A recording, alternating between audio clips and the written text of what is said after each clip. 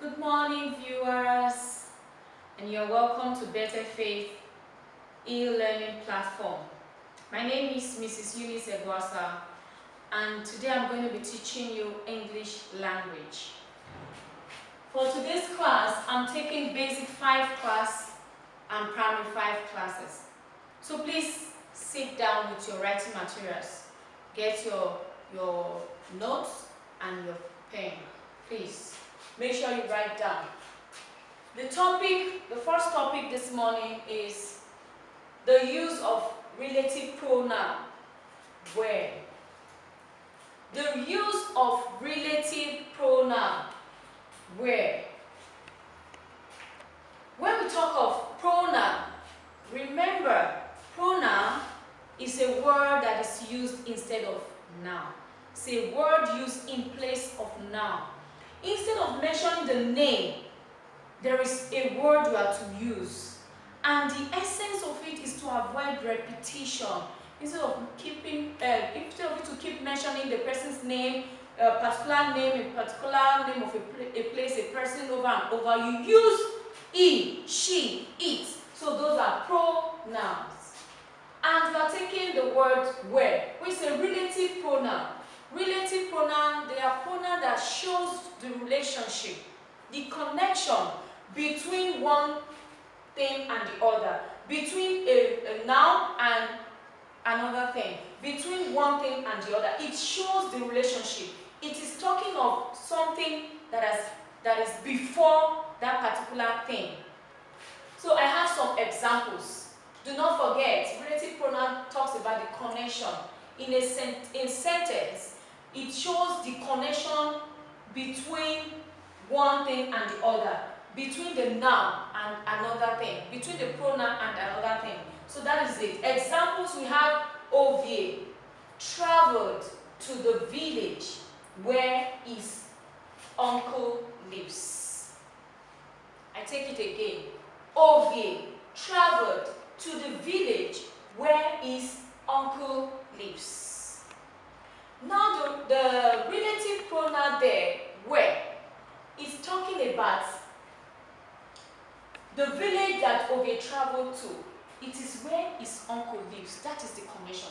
He didn't just travel to any village, but the one that his uncle lives in. Do you understand? So where is talking about the relationship between where Ovie traveled to and the place he traveled to, what it has to do concerning him.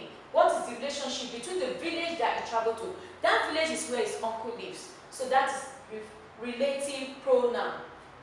Number 2, Aminat pointed at the spot where somebody beat her up. Aminat pointed at the spot where somebody beat her up. She didn't just point to any spot, but she pointed to the spot where somebody beat her up. That is talking about relative pronoun. Aminat pointed to a particular place. Why? That place is where somebody beat her up. She didn't point to any other place, but that particular place, because that place has a relationship, that has a connection to her. I hope you understand. The third example says, my sister sat where everybody could see her. My sister sat where everybody could see her. My sister did not just sit anywhere, but she sat where everybody could see her. So that is the relationship. There is a reason why she sat there. And what's the reason? She wanted everybody to see her. So that's why she sat there. So my sister sat where everybody could see her. I take it again. The use of relative pronoun where is talking about the connection that a noun or a pronoun has in a sentence. Example 1. Ovie traveled to the village where his uncle lives. Ovie did not just travel to any village, but he traveled to a particular village. Why? Because that is where his uncle lives. So it's talking about the relationship between Ovie and where he traveled to. Aminat pointed at the spot where somebody beat her up. Where did Aminat travel to?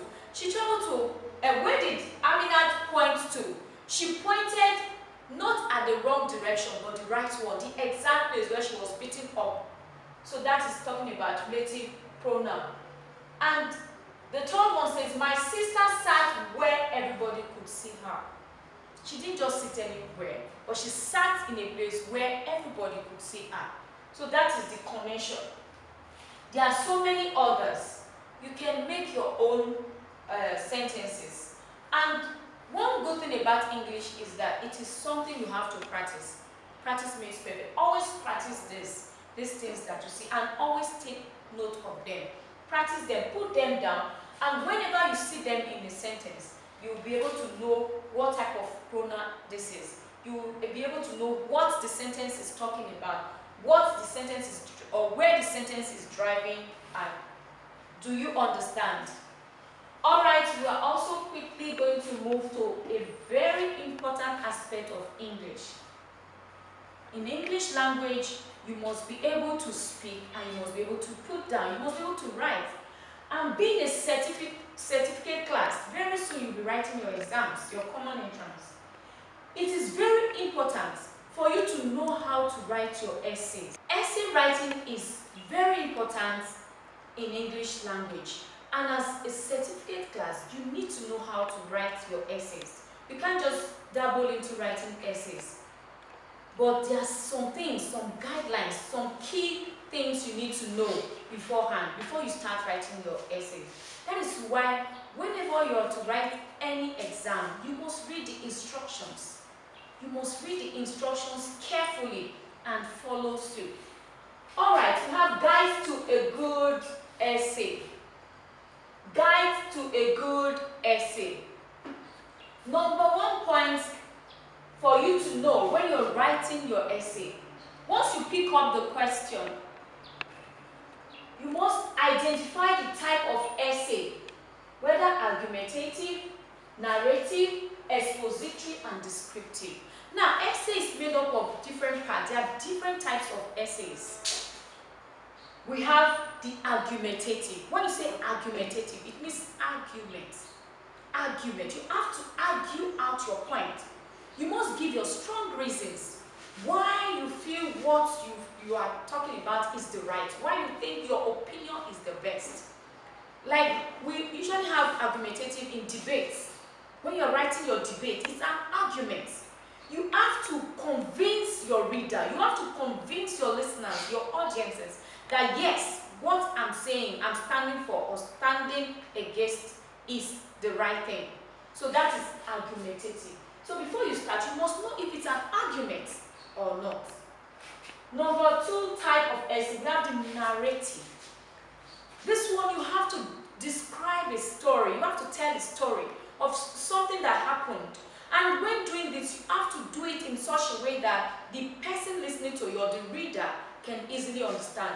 So narrative essay has to do with narrating or telling a story, describing an event. And we have expository essay. When you talk of expository essay, you have to expose what the concept, whatever you are asked to write on or discuss, you have to expose it in such a way that people can understand. People can understand what you're talking about. People will understand the concept that you are talking about or you're writing about. Then we have the descriptive essays, more or less like the narrative. Most times it's used together. When you're writing a descriptive essay, you are describing an event. When you are describing an event, you take it step by step, such that one step will lead to the other. One event will lead to the other, one stage to the other. You don't muddle things up. You describe it accordingly, precisely. So you must take note of that. If you pick up your question paper, you must know if it is an argumentative, narrative, expository, or descriptive essay. That is number one. Number 2 point, the use of simple and straightforward words and sentences. You must use your words carefully. You must be straightforward, straight to the point. You don't have to beat around the bush. You don't have to prolong the main point. You have to go straight to the point. Just hit the nail on the head. So that is it. You must, and your words must be simple. You don't have to use big words. Use words that your readers can easily understand, and you go straight to the point. The third point, you have to have a good paragraphing. What is a good paragraphing? In writing, if your writing is clumsy, if it's not defined, if it's not neat, it's not separated, your reader will be bored and it will not be interesting. But a good paragraphing, you know, a paragraph is when you're writing, you shift to show that this particular thing I'm about to write, this particular part is on its own. It separates the meaning of a particular writing. It is different from what you've been talking about. Now this is another one, and then you separate, you shift. When writing, when paragraphing, you make sure all your paragraphs are in the same line. They are aligned. The first paragraph should be on the same point with the second one, the third one, same thing. It shouldn't be scattered. It should be good. When your reader picks your text or picks your book, your reader will love to read it because it's neat and it's interesting. It's a good paragraph system.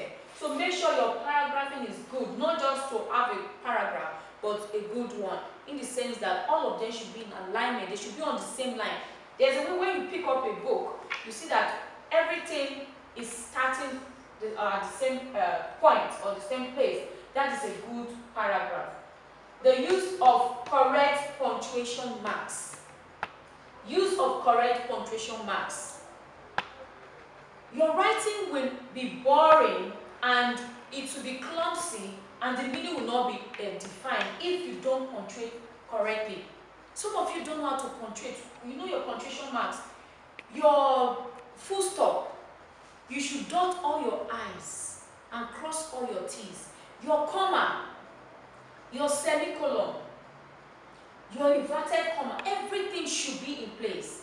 When you are writing and there is a comma, your reader will know that he or she is supposed to take a pause, a deep breath. And when there is a full stop, it's a conclusion that this is the end of the writing. And when you are quoting somebody, you should put your quotation mark. When it's a command, your exclamation mark should be there. So all your punctuation marks should be used. Make use of all your punctuation marks so that your reader will love to read and your write-up will be easy to understand, because punctuation helps the reader to understand what he or she is reading and to understand what you are also trying to make the reader understand or pass across. Then number 5 point is you must introduce an essay and conclude it effectively. Essay is made up of different parts. Your introduction, the body, and then the conclusion. You must be a good starter and a good finisher in your essay. Your introduction should be intriguing. It should be such that the person wants to know what's the next point. What's the person going to say next? What's going to happen next? That is your introduction. You should have a way of making your writing very interesting and inviting. And your conclusion, you should conclude well. Sometimes you start well and you don't end up well. Your starting and your ending should be very effective.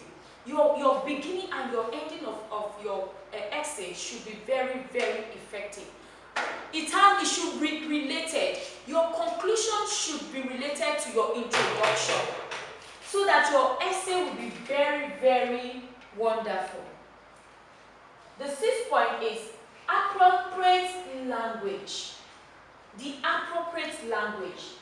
There is the right word for the right concept. You must use the right concept. You must use the right words. The use of for the different situations. When you're talking about health, you should use words that are synonymous, common with health. When you're talking about family, use words that have to do with family. Use the appropriate word for the right concept. By the time you put all of these into use, you discover that your essay comes out very, very good. And your reader will enjoy it. Please make sure you do all of this. Please go through it over and over again. Do not forget, the first thing is the type of essay you are told to write. Don't just dabble into writing. Don't rush. Read your instructions and then know what is expected of you. And think. Make use of simple and straightforward words and go straight to the point. Don't beat around the bush. Don't waste time. Make good paragraphing. Make sure all your paragraphs they are in alignment. Use of correct punctuation marks. Cross all your T's.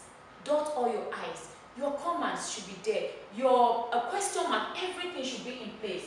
And your introduction and conclusion should be very effective, should be rich, should be inviting, should be good. Lastly, use appropriate language. The use of words that is supposed to be used for a particular concept. Don't take the wrong words and put into whatever you're writing. Make use of appropriate language. All of this will make your essay come out very, very good and astounding. Practice, they say, makes perfect. So for your practice exercise, I want you to write an essay of about a page on what I want to do when I leave primary school. About a page. That means it is almost a page. You know what a page is. Don't go beyond. Don't try